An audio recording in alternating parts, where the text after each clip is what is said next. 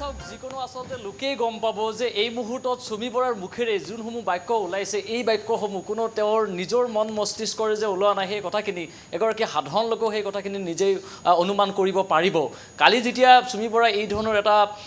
Video' সামাজিক মাধ্যমত যেতিয়া প্ৰচাৰ কৰিলে, সামাজিক মাধ্যমতে হওক বা সংবাদ মাধ্যমতেই হওক, এই যেতিয়া ভিডিঅ' বাৰ্তাটো আচলতে প্ৰেৰণ কৰা হ'ল, এই ভিডিঅ' বাৰ্তাটো যেতিয়া আচলতে প্ৰচাৰ হ'ল, তাত কেইবাটাও কথা আপুনি উল্লেখ কৰিব, আপুনি মন কৰিব, তাত যিকেইটা কথা কৈছে ক'ৰবাত নহয় ক'ৰবাত 10 দিনে পলাই থকা, গাঁতৰ ভিতৰত লুকাই থকা এগৰাকী কোৰিঅ'গ্ৰাফাৰে নিজৰ মন মস্তিষ্কৰে এই ধৰণৰ কথা জানো ক'ব পাৰে? আপুনি এবাৰ নিজেই চিন্তা কৰিব। তাৰ অন্তৰালত যে কিছু লোক আছে, কিছু লোকেই যে এখন ব্লু প্ৰিণ্ট এখন ৰচনা কৰি দিছে কি ধৰণে কথা ক'ব লাগিব। এতিয়া চুমি বৰাই কোনকেইটা কথা ক'লে ক'ৰবাত নহয় ক'ৰবাত আইনৰ সুৰুঙাৰে কোনকেইটা দিশত সাৰি যাব পৰা আচলতে তাত প্ৰভিজন থাকিব, এই কথাসমূহ ক'ৰবাত নহয় ক'ৰবাত মন মস্তিষ্কত সোমাই দিয়া হৈছে চুমি বৰাক, যাৰ বাবে কালি নিশাও জিমখানা ডিব্ৰুগড়ৰ যিটো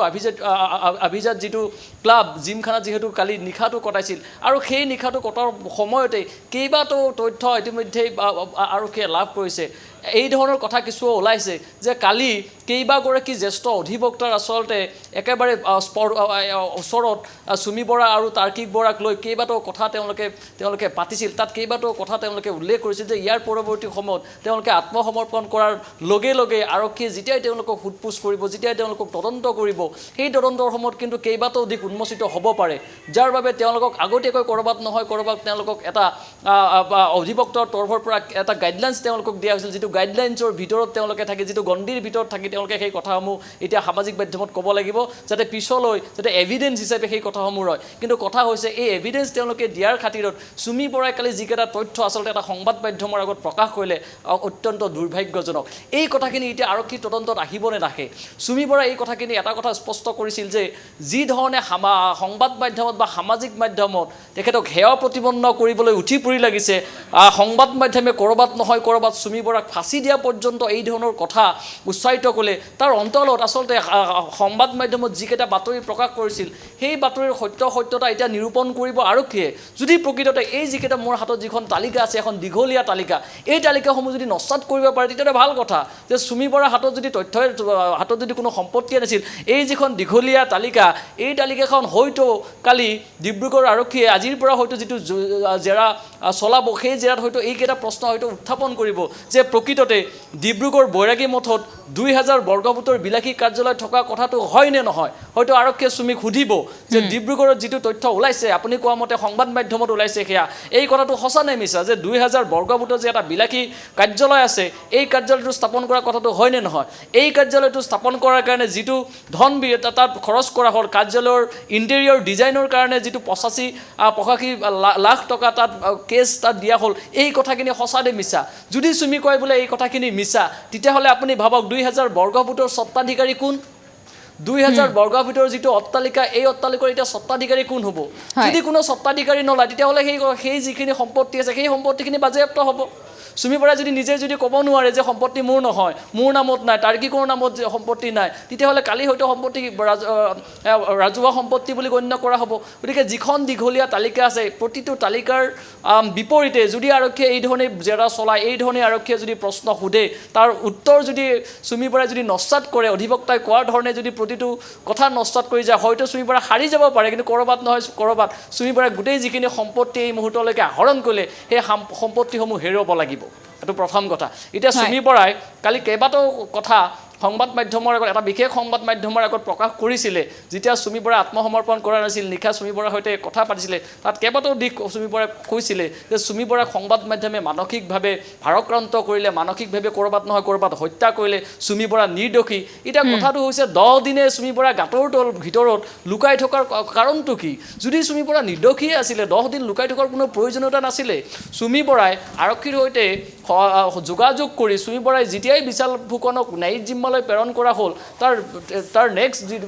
দিনটোতেই চুমি বৰাই আৰক্ষীক কিয় যোগাযোগ নকৰিলে, কিয় চুমি বৰাই আৰক্ষীৰ ওচৰলৈ আহিবলৈ সাহসকণ গোটাব নোৱাৰিলে? ইয়াৰ অন্তৰত কেইবাটাও প্ৰশ্ন লুকাই আছে। এইকাৰণেই সাহসকণ গোটাব নোৱাৰিলে কাৰণ বিগত 10টা দিনত তেওঁলোকে কি ধৰণে বাচি যাব, আইনৰ কোনকেইটা সুৰুঙাত তেওঁলোকে বাচি যাব পৰা চান্সেছ আছে। অধিবক্তাৰ লগত তেওঁলোকৰ ঘনে ঘনে তেওঁলোকৰ যোগাযোগ হৈছিলে। তাৰ্কিক বৰাৰ যিগৰাকী কনিষ্ঠ ভাতৃ, বিহাৰৰ মুজাফৰপুৰৰ পৰা যিগৰাকী ভাতৃক আটক কৰিলে, অম্লান বৰাই আচলতে কেইবাগৰাকী ৰাজ্যৰ কেইবাগৰাকী জ্যেষ্ঠ অধিবক্তা যি কেইগৰাকী অধিবক্তাৰ পৰা আমিও গোপন সূত্ৰৰ পৰা সেই তথ্যখিনি লাভ কৰিছোঁ যে কেইবাগৰাকী ৰাজ্যৰ জ্যেষ্ঠ অধিবক্তাৰ সৈতে তেওঁলোকে কথা পাতি আছিলে চুমি আৰু তাৰ্কিকে বাৰে বাৰে কৈছিল যে আমি বাচি যোৱাৰ চান্স ক'ত আছে কি ধৰণে আমি বাচি যাব পাৰিম ইয়াৰ পৰা আমি সাৰি যাব পাৰিম নে নোৱাৰিম তেওঁলোকক সুধিছিলে কিন্তু যি কেইগৰাকী অধিবক্তাই আচলতে তেওঁলোকক নিশ্চিতি দিছে যে তেওঁলোকক লৈ আহিব তেওঁলোকক তাৰ পৰা উলিয়াই লৈ আহিব এই ধৰণৰ সময়ৰ পৰা গতিকে তেওঁলোকে নিশ্চিতি দিয়াৰ পাছতহে কালি এক প্ৰকাৰ তেওঁলোকে আত্মসমৰ্পণৰ কাৰণে তেওঁলোক সাজু হৈছিল যাৰ বাবে তেওঁলোকক ডিব্ৰুগড় সদৰ থানালৈ যেতিয়া তেওঁলোকক গৈ আছিল তাৰ পাছতে কৰবাত নহয় কৰবাত যি ধৰণে ছবিখন অকমান বিপৰীত হোৱা যেন এটা অনুভৱ হ'ল যে যিগৰাকী চুমি বৰা আৰু তাৰ্কিক বৰাই কালি দিনৰ ভাগত যিটো ভিডিঅ' বাৰ্তা প্ৰেৰণ কৰিলে যে তেওঁলোকে এখন আৰক্ষী থানাত তেওঁলোকে আত্মসমৰ্পণ কৰিব সেই আৰক্ষী থানাখনৰ নাম যদিও তেওঁলোকে নিদিলে কিন্তু তাৰ পাছতেই 10 দিনে যি মহানগৰ আৰক্ষীয়ে যি স্মাৰ্ট আৰক্ষীয়ে চুমি আৰু তাৰ্কিকক তেওঁলোকৰ সূত্ৰই নাপালে চুমি আৰু তাৰ্কিকৰ তেওঁলোকে ক'ত আছে কোনো খবৰে তেওঁলোকে লাভ নকৰিলে যেতিয়া আত্মসমৰ্পণ কৰিব বুলি কৰে লোকেশ্যন তেওঁলোকে দি দিলে ক'ত তেওঁলোকে আহিব আত্মসমৰ্পণ কৰিব তাৰ পাছতে মাজনিশা আৰক্ষী STFৰ এটা দলে তেওঁলোকক আটক কৰিলে ইয়া কি ধৰণৰ কথা ইমান দিন আৰক্ষী ক'ত আছিল সন্দেহ কিয় নহ'ব আৰক্ষীক প্ৰশ্ন কিয় নকৰিব কৰবাত নহয় কৰবাত এই যে চুমি বৰাৰ গোটেই আচলতে ভাষ্যসমূহ কৰবাত নহয় আচলতে ফুলনি মানে যে বাগিচা মানে যে ফুলনি গোটেই কথাসমূহ এই ধৰণৰ কথা হৈছে এই ধৰণৰ আৰক্ষীৰ সৈতে লুকা ভাকু খেলা যিখন খেল এই খেলখন বহু লোকে এটা বুজি পাইছে ইয়াৰ অন্তৰত আচলতে কোনসকল লোক থাকিব পাৰে আপুনি চাব সামাজিক মাধ্যমত কোনসমূহ ফটো আচলতে ভাইৰেল হৈ আছিলে চুমি বৰাই কোনসকল লোকৰ সৈতে উঠা বহা কৰিছিলে যিকোনো আচলতে কিমান উচ্চ পৰ্যায়ৰ লোকলৈকে চুমি বৰাৰ হাতখন দীঘল আছিল চুমি বৰাক এই ধৰণে পলাই যোৱাৰ বাবে বা চুমি বৰাক এই ধৰণে আত্মগোপন কৰাত কোন লোকে এই ধৰণে সহায় কৰিছিল সেইসমূহ কথা এতিয়া আৰক্ষীৰ তদন্তত ওলাবনে নে আৰক্ষী কৰবাত নহয় কৰবাত আচলতে আৰক্ষীয়ে নিজৰ মাজতে সেই কথাসমূহ সীমাবদ্ধ ৰাখিব কৰবাত নহয় কৰবাত বেজৰ নাকতে কৰবাত নহয় কৰবাত খৰ ওলাব নেকি এই ধৰণৰ নিশ্চয়কৈ বিজয় আচলতে বহুকেইটা প্ৰশ্ন উত্থাপন হৈছে ইতিমধ্যে কোৱা হৈছে যে তেওঁ ইয়াতে আছিলে অসমতে আছিলে আৰু কালি নিশাটো জিমখানা ক্লাবৰ 21 নম্বৰ কোঠাত কটাইছিল আৰু এই ক্ষেত্ৰত আচলতে বহু এনে ব্যক্তি থাকিব লাগিব যিখিনি ব্যক্তিয়ে আচলতে চুমি বৰা লগতে তাৰ্কিক পৰা সহায় কৰি আহিছিল অতদিনে আত্মগোপন কৰি থাকিলে সেই ক্ষেত্ৰতো বহু লোকে সহায় কৰিব লাগিব তেওঁলোকৰ যেহেতু সকলো বেংক একাউণ্ট ফ্ৰিজ কৰি দিয়া হৈছে আৰু এই ক্ষেত্ৰত তেওঁলোকক টকা পইচা দিয়াৰ পৰা আৰম্ভ কৰি তেওঁলোকক সেই থাকিবৰ বাবে স্থান দিয়ালৈকে আৰু কালি নিশা জিমখানা ক্লাবৰ এটা কোঠা বুক কৰি দিয়ালৈকে সকলো ক্ষেত্ৰতে কিন্তু বহু ব্যক্তি থাকিব লাগিব যিসকলে চুমি বৰা তাৰ্কিক বৰাক সহায় কৰি আহিছে এই সকল ব্যক্তি আৰক্ষীৰ সন্মুখলৈ আহিবনে এইসকল চাওক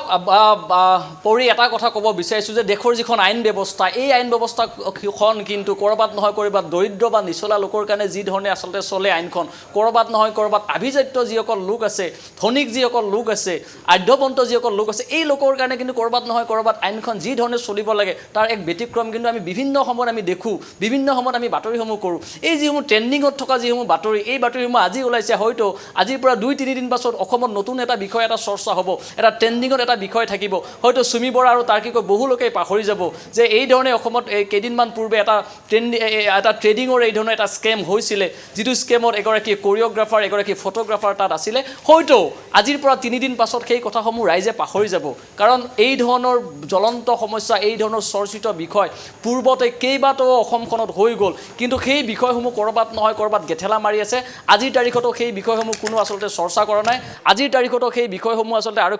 কি ধৰণৰ ইনভেষ্টিগেশ্যন চলিছে আৰক্ষীৰ তদন্ত গতি কি বিজয় আমি পুনৰ আপোনাৰ ওচৰলৈ যাম এই মুহূৰ্তত আপোনাক ধন্যবাদ জনাইছোঁ কিছু সময়ৰ পাছতে আমি পুনৰ আপোনাৰ ওচৰলৈ যাম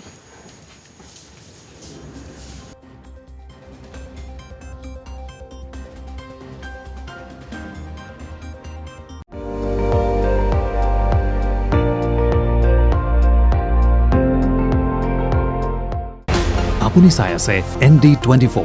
সৰ্বশ্ৰেষ্ঠ নহয় সৰ্বোত্তমৰ দৌৰ